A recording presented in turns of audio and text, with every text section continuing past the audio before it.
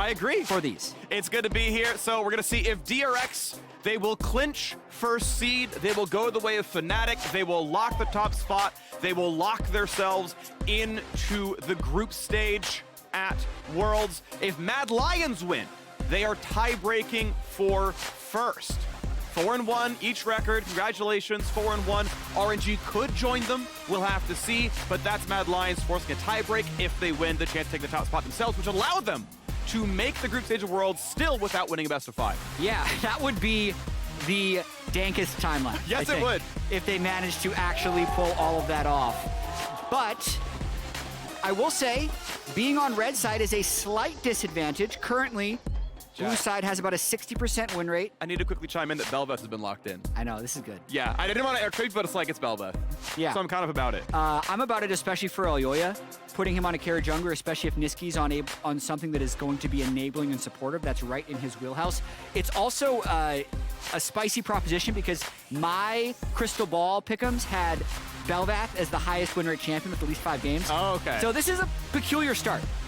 Yeah, mine was Neela. She is 0-2. So, like, the pick rate is about there, right? Where it's once in a while. But that is up against Sivir Yuumi. If you're willing to play engage the bot side, and enough where Spell Shield won't just lock you down, so like a Leona, an Alistar, you can punish this lane. Yuumi does not have the selfish peel good enough to keep Sivir alive. If you've got the damage coming through with MF Alistar, which I think you should have, and you can actually figure yourself a decent lane. Now, is Alistar going to fit every team comp? No. Do you want to give Zeka an Alistar ult? Also no. But Leona also fits that bill. Again, there's the mind game around, can you spell shield Q? That is playable, so it'll be very action-packed down there, I think. Yeah, and very similar to the conundrum that EG was faced with in their loss earlier against DFM, where they had the misfortune. It was actually Sivir Yuumi locked against them, and Vulcan decided to go with Soraka. Now, the situation is a little bit different here because BelVeth is already locked, so you're going to be getting a large proportion of damage from your jungler anyways, but definitely in terms of which would I rather be, I think I'd rather be Deft BeryL here having Sivir Yuumi, even though it's the nerfed version since we last saw it be highly prominent in playoffs. Both nerfs still viable, though. I am going to say I'm a fan when you can play a lot of styles. Yeah, okay, you can call Sivir Yuumi Resident Sleeper. It's wait till 35 and receive your free win in the mail. But getting to that point, if they're balanced, actually is compelling because you'll be under pressure. They'll be stacking dragons against you. They're going to get 2 items first, and like there's going to be a pressure game going on there. Yuumi's going to have a hard time like showing up the first Herald fight, things like that. And so we'll see how much tempo Mad Lions can have and what they can get going on because BelVeth obviously really wants that 8-minute Rift Herald to crack the game open. And that's going to require them to have the first move there. So I do wonder what Nisqy will take into the Sylas, which was so quickly taken early, trying to follow the rest of the bans as well. I do like the double jungle bans from Mad Lions since there is a mismatch in the roles that are selected. And currently it's actually just DRX trying to ban out almost like blind pickable top laners, which is a little peculiar to me. Unless Kingen might be thinking about, okay, the Sylas is still holding its flex. It could be a mid or top Sylas depending on what Mad picks. So what's interesting is with the Gnar being left the entire time, Sylas is very good into Gnar. A lot of it is because you love taking Mega Gnar as your ulti and then playing it out. You're seeing Mad Lions actually holding top lane for last, but they're like, yeah, you know what? It's fine. I think the lane as well, by the way, of Sylas Gnar is also quite good. Famously, Armut's biggest champion is Gnar, always played at World so far. Gnar and Aatrox. As Sejuani comes in, that is technically, although I have to still lock in both champions, double flex till the very end. And what's it going to be top side? Camille, Gnar, if you play aggressively, you play towards the lane, it's going to look really good. They move the Sylas towards the mid lane. Sylas versus Vex is going to be that matchup. And Mordekaiser, I love. I have been waiting so long for Mordekaiser as a counter pick to Yuumi. She flies into Sylas, flies with Camille. You ult the Camille, and Yuumi's like, I'm on top of Leona alone, and just dies. So, huge fan of this one. If Armut could be in the team fights, and just kind of take the L, ulting the carry, and survive in the one-on-one, you can just kill Yuumi. And you just start a team fight 4v3. Yeah, actually, the last time Mad was in play-ins, 2020, the old top laner of Mad played Camille, and Impact then played Mordekaiser and dunked on him. Yeah. So the same coach for Mad Lions was on stage that day. Who knows if that has any impact on it, but I agree with you. Mordekaiser can actually be a legitimate counterpick into Camille, and watch for a very funny interaction. If Sylas ever steals Mordekaiser ultimate, because they share the same death realm. You hang out together You two can on actually two. have 4 players in Mordekaiser's realm at the same time, but that's for the future. Will be impossible to read on Spectator, but is really cool in game. I'm trying to think of what's the meme where you're like surprised to see someone there. Or you're like, oh, Yeah. you're here. That is my interaction playing like 2 days ago. So Mordekaiser, I'm like, there's a Sylas in my death realm. What's going on? And immediately pops out because my top laner killed him or whatever. I'm like, all right, cool. But it could be a fun game overall. I'm excited for this one. European fans, if Mad Lions wins, they are tie-breaking for first, either a 2-way or a 3-way tie. RNG could join. They're likely to if it happens. Obviously, DRX fans hoping they just win. They 5-0 it. And if you're tiebreaker fans, you're Mad Lions fans. More tiebreakers if Mad wins. Yeah, Europe loves ties. I hear that. Yeah. It's an old saying. It's ancient wisdom, you know, brought down from the elders. And I want to see what happens here because it's going to be a very fun game of League of Legends. DRX and Mad Lions hit the rift here as you figure out who is grabbing the top spot in Group B. The LEC's 4th seed Mad Lions still have full control. Speaking of control, you can link your League account with Twitch Prime to receive free digital goods and control those as well. Yeah, just to talk a little bit more about the cohesion of the team comps, I really do like what DRX has put together. I think anytime you draft Sejuani, it's best to draft it with 2 melee champions in your solo lanes. It just makes your skirmishing so powerful. I do believe that if any 2v2 happens that is either jungle mid or jungle top that is somewhat neutral, the champion combos with Sejuani will win that. So it's going to be very difficult for Mad to gain early control in either the mid or the top lane. And then that moves you towards, okay, if Mad wants to try and make a play, let's go bot lane, which would be their best chance, but Sivir can play very defensively if needed. So I really do, I think the way DRX is going to play here is look to control the top side, just let Deft get CS, and then that'll make them strong enough to also control Rift Herald at 8 minutes. So I actually really like what DRX has, and I think Mad needs something kind of uniquely good to happen in the early game to have an edge. Interesting start to this game as it is a late invade towards the bottom side. As Sejuani was getting nearly a leash, she would actually have been chunked out. Elyoya, you don't love starting red buff. You always start Q and you want to get the 4 hits off on Raptors. It's like your fast way to level 2. Yeah. Has to smite the red. He's going to be okay, but we'll see how much counter jungling happens with Sejuani, knowing for sure this has happened. Yeah, I do like starting red if it's not yours. And you're able to start with the opponent's red. But that is the danger, right? Because this, I think that a cross by Sejuani into the red buff of BelVeth could be advisable, but based on the way Nisqy has controlled this mid wave, as with early push actually makes it impossible. So that's actually, to me, a really good start by Mad. And Works pretty well, takes the 2, easily taking camps. Going for Krugs is a bit of a risk, to be honest, so now clearing this one on Vision. Unless he poached some XP from mid. He does get level 3 because there's some XP poached from mid. Normally, Raptors Red is not that level, but extra clear speed feels pretty good. Sejuani slinking around here with the wave pushed in. Again, knows that BelVeth went towards red. He's gonna try now, stun lands into Nisqy, has the fear available, aims it towards Pyosik. Force him to sidestep to get away from it. Actually buys himself an extra second or so of time. Shoots forward, though, he's gonna have to flash this one. So a well-done gank. Nisqy plays it out nicely, but the flash is still forced. Yeah, but he ultimately just needed to buy time for his jungler, which he has successfully done. BelVeth here is the carry, not Nisqy. He can also teleport back and prevent a blue buff take by Pyosik. So I think overall, very well played by Nisqy. Obtaining the mid prio, dodging the gank, and just letting Elyoya farm. Yep, 2 camps lead right now for the BelVeth. Those are 20 about to get... He is now flash shuttle. Yeah, and this makes it a little bit scary because you can always Q flash, but Zeka, with not a minute to follow up in any meaningful way, I don't think there's a chance that Nisqy dies anymore. Zeka will need his first recall before too long, and unfortunately, I don't think has enough farm to finish Lost Chapter. Every mid laner would love to play a lane long enough to get a Lost Chapter recall. Yeah. Zeka, though, I think needs the mana before that one, so we'll see what he gets, but it won't be a ton. Yeah, I give very high grades to the way Nisqy has played this early game. He's absorbed 2 jungler ganks, is only down about 5 CS, and is flash, but also has match TP with Zeka, so very well played on the Vex so far.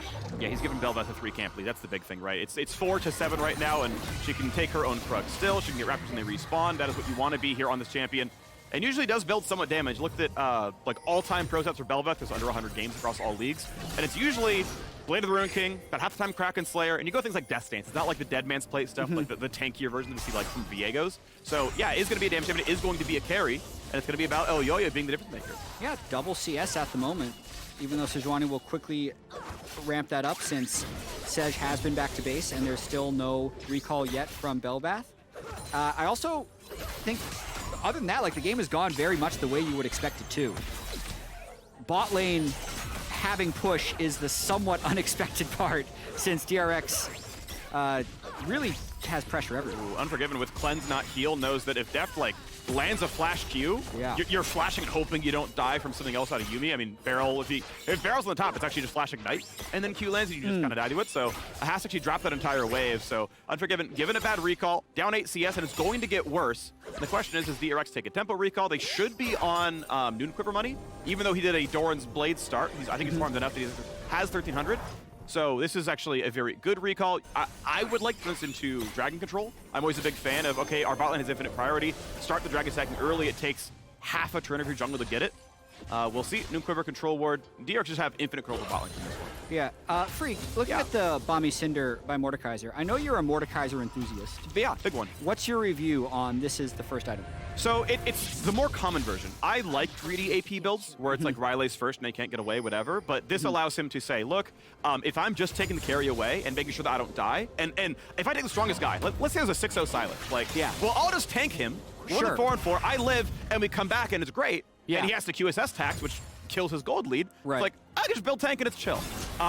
Sunfire or Iceborne Gauntlet are both relatively common on him. Iceborne keeps them in range so you can land the rest of your stuff. It makes your E land really, really commonly. Sunfire just is a decent bruiser item. And most Mordekaisers are doing like Sunfire Demonic or Sunfire Ryleys. That is the common build. Right.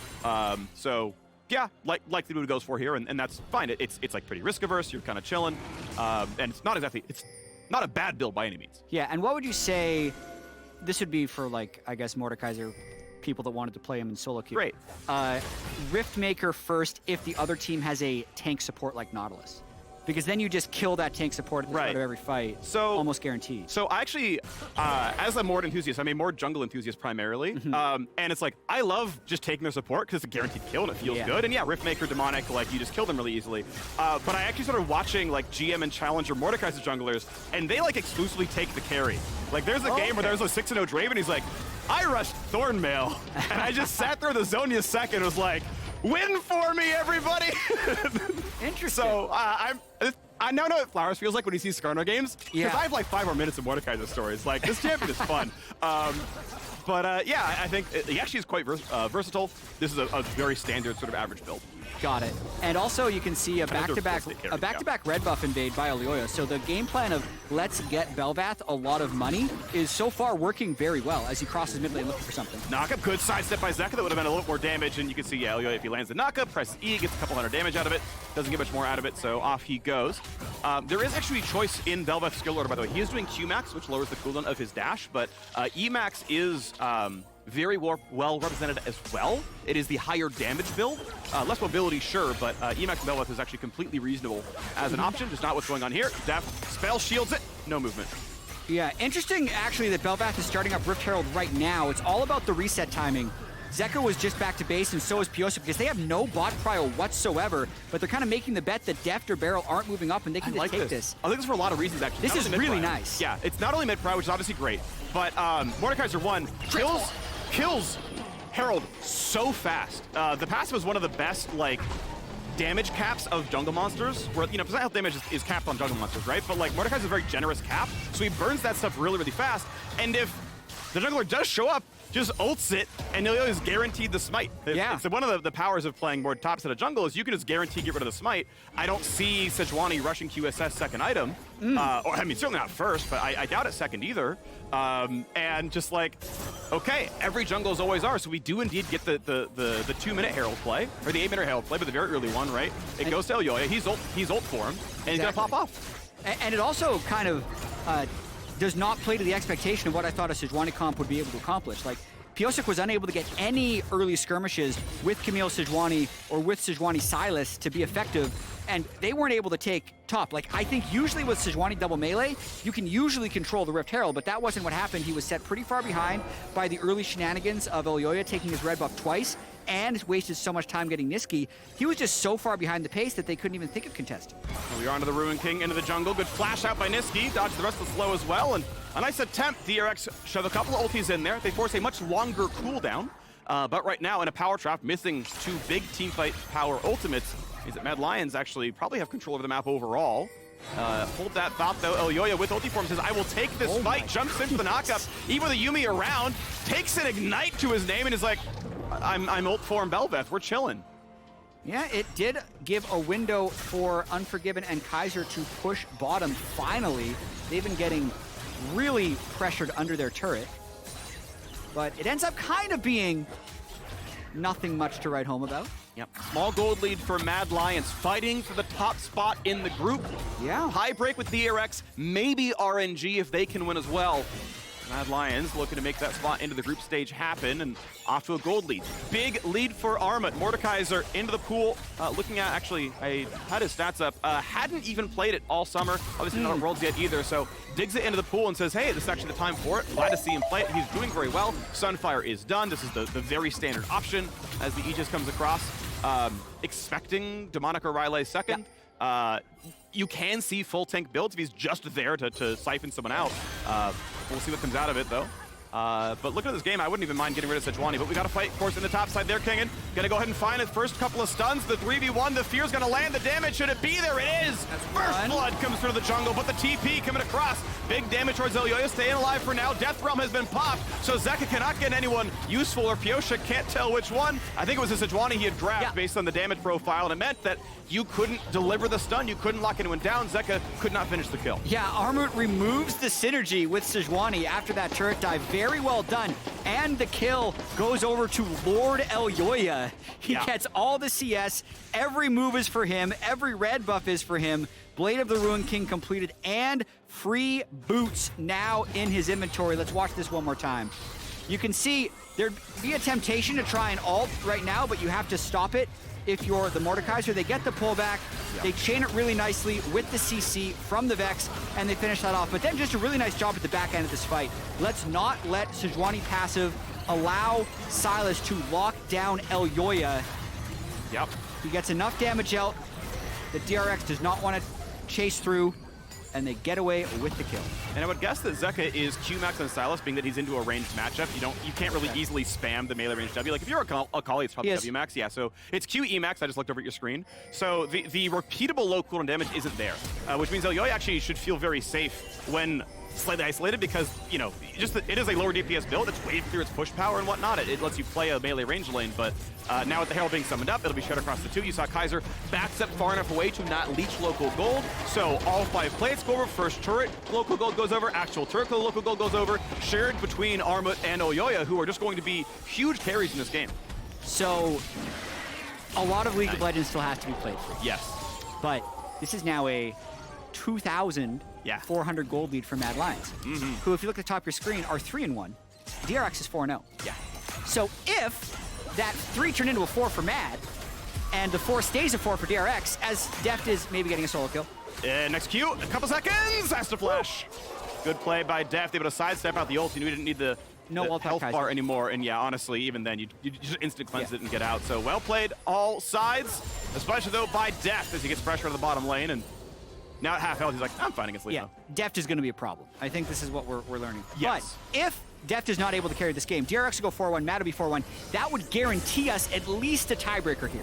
Just winning a best of 1 in the single round robin doesn't automatically make you greater than the other team. They still have to play a tiebreaker after. Nisqy looking like he's dodging another gank. Oh, I think flashes down for like 20 seconds longer, gets stunned up, kites away, the fear lands! And Elyoya is here! Finds another, comes back to take the ulti form.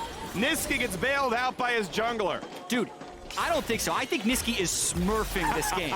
He's absorbed 3 or 4 ganks. It's bought Elyoya so much time to farm and get the kills. He's not even that far behind on CS, and now they take the Drake. Well done all the same, though. A nice gank, but yeah, it's going to look beautiful. Cloud Drake claimed.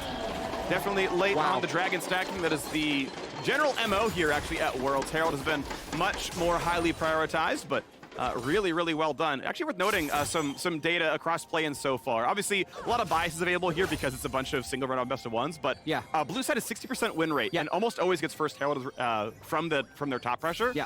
And Mad's gotten kind of both everything right now. Yeah, Mad is smurfing. So he dodges the Sej ult. He also dodges the Pyosik W. Yes, Yuumi gets him, but he waits for the stopwatch as after he lands the CC that then buys enough time for Elyoya to finish off Zeka. Oh man, gets away with a sliver of health at the very end. But as we see in the little pip, Deft is still a problem, like a really big problem. So this is actually kind of Deft versus the world in this game. Yep. And Mordekaiser is going to be ulti Sivir, as it turns out, in these fights. So Sunfire, he's got himself... Well, the ult is a projectile, right? It is spell shieldable. So it is spell shieldable on reaction if Deft is... So, do you remember from LCS playoffs, we had like Vi Sivir, and somehow every single time Santorum was able to smite off spell shield from... Or like it was Hans Sama and like Closer was able to smite every time. So like, I mean, the timing window gets absurdly tight, but ult range, it is a longer range than smite, but if you are in range, you can be like, I'm ulting you, and then you can try to smite off spell shield right before it lands. But he doesn't have smite, he's top lane. You're right, I'm stupid. So we got to fight in the top side. It's already Forgiven going down. You play so much jungle lord, you're like, this is the tech. I'm so stupid. Yeah, well, forgive me for that one. He'll TP onto him. Anyway, a kill in the mid side. Apologies for the mistakes there. Zeka has done nice things there, getting themselves a kill on the board. Still a 2,500 gold difference, but Deft now hoovering up mid lane. Yeah, the bot gap would be the way that DRX takes this game, but I mean, Elyoya is also farming up a Storm that is now 120 plus CS.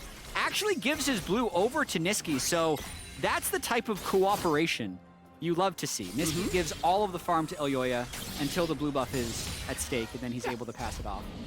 But yeah, look at that CS gap between Sej and BelVeth currently. Quick maths, 47. As well as the 2 kills. Yeah, it's got to be huge. Looks like we're on a Ruin King Sunfire, I think. The build out here for the BelVeth. He'll probably go Tank Mythic. Yeah. Very standard to go pretty bruisery. Death Stance is the common pickup. You can see Kraken, but it's often like, it can be like Kraken Death Stance kind of stuff. Like you pick your version of bruiser, but BelVeth often wants to be able to hold on to the front line, so no surprises here with the build. 2 minutes ago still, till the Hextech Drake spawns. Yeah, Unforgiven very far behind the curve versus Deft. Deft with Mythic complete, trying to fight over this mid-prio. That's what Mad is here for, knowing that Sylas is back in base. Nisqy had basically skipped that entire wave bottom to hopefully get a pick mid. Now he has to run back, and there'll be a reset period for Mad. Yeah, and honestly, there's not much to strive for right now, right? It feels like we're in a pretty solid spot where there's nothing to play around, so it's really just like kind of freestyle. What can you play for? What can you grab? Okay, a camp, cool. That is, 70-ish gold to our side, 70-ish gold denied away from Pyosik as well. Armut going to be in a little scrap here with Kingen. Of course, has stacked a bit of armor early on. Looking to ult, maybe from Kingen's side, and doesn't want to lock him down. He had reinforcements coming, and either one you can cast it on the Camille side or the Mordekaiser side. Just like, okay, we're going to keep you here for 8 seconds, and then it's 3v1, so you'll die afterwards. But either one, we're going to press that button out, and we get the Herald spawn now to the bottom side as no one is here. This turret is almost certainly just going to die. Mad Line's going to find themselves with 2-1 turret lead. Both solo laners show top lane for Mad, so Elyoya uses that opportunity to go take the bot turret. Really like that play, just increasing his own pocket more and more. The gold leader in the game, weirdly enough, is actually Mordekaiser, but he's forming a storm. Yeah, he's actually 10 CS per minute, plus he shared in the first turret gold from the first Rift Herald drop. So when he hits Demonic or Rylai's, that's when he's going to get also very powerful. So I think Mad Lions, if you're going to ask them 18 minutes ago, what game state do you want? I think they'll take this one probably 9 times out of 10. All right, Mordekaiser has 300 gold inventory, so that you can't combine either one. Rylai's is 415, I believe, so you can't tell which one he's going for. Demonic, obviously more damage. Rylai's helps you like lock someone down. If he does, for example, go for Deft, who wants to kite him, Sivir ult doesn't beat Rylai's slow, so that like kind of signifies that's your target selection a little bit. We'll see what it ends up being, though. Unfortunately for him, doesn't get another recall timer off before the dragon spawns. It's up in 12 seconds. QSS not in for Pyosik, so if you want to ult him to guarantee the smite for your jungler, that is certainly an availability. And should honestly just win the duel against a 4-level deficit Sejuani. I mean, for the most part, it looks like DRX is conceding this Drake to try and get farm on the top turret, but then Mad is also conceding the Drake to get the even more valuable inner bot turret. Looks like Herald actually hit that one. So even though they kind of left Herald alone after they got the first turret, it actually managed to slam. So a 1/4 HP bot tier 2, easy to kill. Armut again getting the gold. Zeka topside does have TP. For this to hold the wave if he can. No, okay, DRX doesn't even decide to dive. Wow. You can see that Luden's hitting really hard yeah. as well. This is kind of the standard Yuumi build that I'm seeing now as well. The poke in the mid game is so high, and there's no sustain as of yet for Misfortune. The Aegis build path is in the inventory indeed for Elyoya. Yep. I don't think any other tank mythics go out of the Aegis, so gonna be on Sunfire. Second level 11 transforms again off of this dragon kill, and looking really good here. Man. DRX saying, you know, yeah, we're too far behind. It is demonic, by the way, so that is the more frontline focused option here out of Mordekaiser. Yeah. So it leads me to believe he's probably going for the Camille or the Sejuani in these fights, most likely. What are we watching, by the way? Like, if Mad Lions pull this off, you mentioned something in the start of the game, like it is actually possible. And I know we're looking really far ahead, but it's actually possible for Mad to be a quarterfinalist for Worlds without winning a best of 5 the whole year. Yeah. Because what that means, if they win this game and then also win the tiebreakers to actually get first in this group, that would put them in the group stage. Yeah. In which case, you do well in the group stage. You best also of ones. They're just the best of ones guts. By the way, best of ones did get LEC first team All Pro for Elyoya, for Nisqy, for Unforgiven, for Kaiser, for 4/5 of their roster. The one guy who didn't is actually the gold leader in the game at 8,600, which is Armut's Mordekaiser. So, winning best of ones? Pretty good. Pretty good. Pretty good. Yeah, turns out format for LEC pretty good at making the deep run of Worlds. Looking pretty solid right now, but Unforgiven, careful, a lot of fog of war. That was almost a dangerous wave to go for. Pyosik theoretically could have gone for like the Q ult, but with Cleanse being up, it's not much of a play, so nothing going through, just taking the waves, just chilling. But we are on 2 full items now for Deft to play now into the left side of the map. The dive on in, Elyoya gets a kill. You go to the top, and a flash away for Deft, but BeryL dropped at the same time. He was over the top. They're just going for BeryL. Couldn't find a new player. They have demonic Mordekaiser and a BelVeth. This thing is just dead. This is dead so incredibly fast. MF on an item is good enough. It's DRX every time realizing we just have to cross map. Mad Lions are simply too strong. Every time they pick the fight is right. And look at that, a 22-minute Baron. Mad Lions careening towards first place in the group. I cannot say enough good stuff about Nisqy in this game. The LEC MVP for a reason. It's not always about having all the resources for yourself. It's about doing the right things in game. So he's 20 CS down. He's got Elyoya super far ahead here. Elyoya makes the primary initiation, and Nisqy over the wall here with the ulti also tags the Yuumi. He tags BeryL's Yuumi before he can hide, gets them the second kill, which then I think makes that Baron uncontestable. Amazing play. That was really, really big. Those 2 kills meant so much right there. Obviously, no Smite makes stuff in the first place, but yeah, 4v5, you can kind of contest sometimes with a 2-item AD carry. Not going to happen here. So mid now under fire. Look at their 4th turret of the game.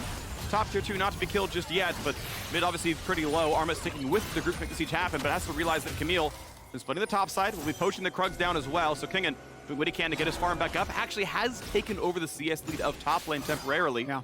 As we're getting the Thornmail coming through now for Armut. Yeah, again, looking to just tank somebody out and not be the major carry, because Elyoya pretty much is that. How many minions can Deft kill? That is the new minigame for DRX. Yeah. Ideally, they would have been a lot more active in the early game with the Sejuani and the double melee topside, but now it's all about being a front-to-back team comp. Pyosik needs to be within auto-attack range of Deft so that when Mad does hit the Sejuani, Deft is able to fire through. There are relatively short ranges on Mad, so if they don't have a clean engage, Deft's ricochets can do a lot of damage. But at this point, that's a pretty rose-tinted take because Mad Lions is very far ahead in this game. They're doing so well right now, Nisqy. Getting a couple of wards down to the bottom river as it's just Mad Lions owning that one. We are under 7 minutes from an Ocean Soul here as well. Mad Lions Baron buff will time out. 2400 gold on the Red Bull Baron power play, but will time out. They're going to take their, looks like, final resets. T-minus 1 minute till the Drake spawns. That is usually the call. You can greed if you have TP, where you can recall at like 15 and then just like finish a mythic or something or some kind of big item, then TP in instantly. But for the most part, if you're going to walk, use your own legs, recall at 1 minute, get back out of the map, make sure your waves are good, get your wards back down. And with the gold lead, I can't see how DRX should be able to contest that. As long as Mad Lions play it correctly, any fight is just theirs. Yeah, I completely agree. I think DRX needs to wait another 5.5 minutes at least. And even being up here is risk of kind of losing the game if there's a clean engage by Kaiser. Also just want to say I really like this team competition from MAD. Yeah. Specifically Kaiser on Engaged Champions. I feel like kind of ever since he arrived on the scene in LEC several years ago, he's been so good at creating team fights. So this is part of why, personally, I said this before World started, I feel like it was actually somewhat unfair the way people dumped on Mad Lions and their perceived form coming into this event, because they were very bad on playoffs patch, right, which made them bad in playoffs. But throughout the regular season, they were the first place team. I think in a world where Nisqy can not be locked into control mage matchups, where Kaiser isn't locked into playing in a Chanter, they are just a completely different beast. And I think they're showing that in this game. Looking good right now. Elyoya finds himself his third Drake, and it's looking very good on a 5,000 gold lead. DRX gonna keep trying to get what gold they can. And they have found 3 turret kills. Like, to their credit, the amount of crossing DRX has done, I mean, this game has felt so absurdly in control. The gold lead is only, in air quotes, 5,000. Okay, it's 5,000 and 3 Drakes. That is a ton of power. Oh, it's going to keep him outside the Baron pit, so now Kingen is going to guarantee be locked down. They're going to get the whole squad around him. When he comes out, he could flash the wall. Will try to do so, but it's, I think he has it too early. I think he was still in the Death Realm, and that picks up the kill. Misplay there by Kingen. And you could see just the Demonic and Sunfire, once those things really get rolling. A lot of damage. It's a lot of damage. And it's a perfect, we got to get the CS up right now. It's too perfect. 200 to 100. It's the perfect CS double. Oh, it's gone now. In jungle? Yeah, that would have been the Elyoya Horizon, I think, where he's exactly 100 CS up and also being double the CS of the other jungler. But they're going for a fight. Yeah, 6-0 objectives. Don't keep that one too far away as well. Pyosik, of course, to be flashing away to stay alive. Kaiser will survive the tower. Yuumi wants to put the ulti on, but not enough in time. Almost kills him, but not enough coming across. He will survive it. Teamfight looking pretty good. Armut forced to flash to safety. The chase on in. Zeka gets one, and he's got a Yuumi in the pocket. Could they get more? They jump on in. The bot line's in danger, but Deft is down. That means Zeka pretty much left alone with a pocket cat. Kingen, Keepy's back in, though, looking to make this one happen. 3v4. Yuumi heals. She's got plenty of mana still. How good do the recalls look? A quick slow into Elyoya. A little bit of poke. Soon the fear available for Nisqy takes some more. This could be the game deciding fight right Prowling projectile. The squad is here. Unforgiven is low. Here comes the push on in, and Kingen has to ult to safety for a little bit of time. They shut down Misfortune with the prowling projectiles. A dive in for Zeka gets a second, and the health bar is going to be too much now. But the stolen plan, however, Abscond Abduct takes one down. 5-8 and kills the gold lead. That little bit closer. Oh, this game just got so interesting. Whenever Yuumi gets a fed bruiser, it multiplies the power. And Zeka just got massively fed. He is now the richest player in the game and will have a Yuumi on. Let's watch this one more time. So Camille is already down, which emboldens Kaiser to go for this initiation, but they can't quite get the execute, and he takes 5 turret shots. Then, look at how grouped everybody is. The ricochets will hit everyone, and Deft speeds up the team. Deft plus Yuumi means you actually can't run away once a fight is lost. Zeka, who's had such an incredible play-ins tournament so far, flashes in to get the close. Of course, Nisqy actually knows exactly when to go back in to kill Deft, and then the end of this fight was just about biding time, and just the Sylas ends up popping off. And so close to killing Kingen here as well, right? Down to about 1,000 HP, finally gets the ulti off to push them around, but now the fight continues on, and Pyosik just so incredibly low. BelVeth putting out so much damage, but Kingen got onto Unforgiven and solo kills the AD carry. Oh my. So a 6-kill BelVeth, level 15 primary carry here. This is one game where actually, like, the AD carry is super overrated for MAD, because BelVeth, Mordekaiser is plenty of damage, but they can't just lose like that. Kaiser, Deft. I mean, he killed himself flashing on the AD carry in the previous fight, went too aggressive, and Nisqy was there. This one almost oversteps as well, but Kaiser still kind of locked down. Zeka will try to find that kill. Kingen is able to get out, and finally Leona drops. So that is a jungler down for the entire bot lane of Mad Lions. Such a tense moment in the game right now. Arguably, it has flipped into DRX's favor as they have won back-to-back team fights, but they are still 3 dragons down with the Ocean Soul spawning in a minute, and MAD will have 5 people alive for that. Looking at the gold, it's 13,000 gold on Zeka's Sylas, and here he comes. There's the root. There's a whole bunch of damage instantly deleted. He built armor, and Sylas wanted to kill him, but Zeka gonna get traded back out. Huge damage. Mad Lions, Elyoya onto 7. That's so big, though, because he has no teleport for Sylas, and Armut does have teleport on Sejuani, so it will give MAD a 5v4 opportunity. They just get these recalls in 30 seconds until Ocean Drake. They need to shove this mid wave so they have a pathway into River to try and get this soul. Elyoya is so yeah. And Zeka has to walk from base 5 seconds late without TP.